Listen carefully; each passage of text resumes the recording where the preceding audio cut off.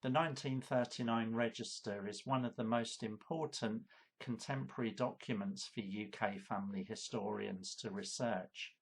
As the name suggests, it was created in 1939 at the outbreak of the Second World War. Now, I do a talk about the 1939 Register, how to access it, where to find information, how to search the document and find your ancestors, tips and techniques. To give you a flavour of that talk, here's a few facts about the 1939 Register. Who was behind the creation of this document?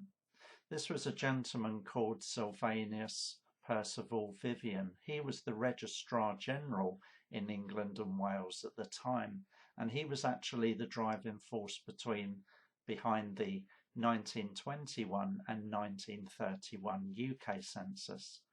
When it came to 1939, he was making preparations for the 1941 census, and this effort was redirected to create the 1939 Register.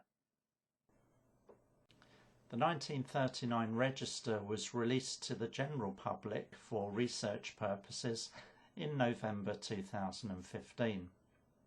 You can access the 1939 Register on three key websites: findmypast.co.uk, ancestry.co.uk, both subscription websites, and the subscription website myheritage.com, although they only have transcriptions. You don't see the original document pages like the other two websites I've mentioned.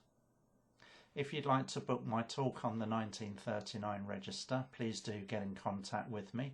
You'll find my contact details on my website.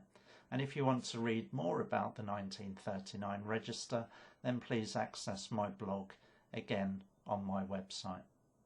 What stories might your ancestors tell?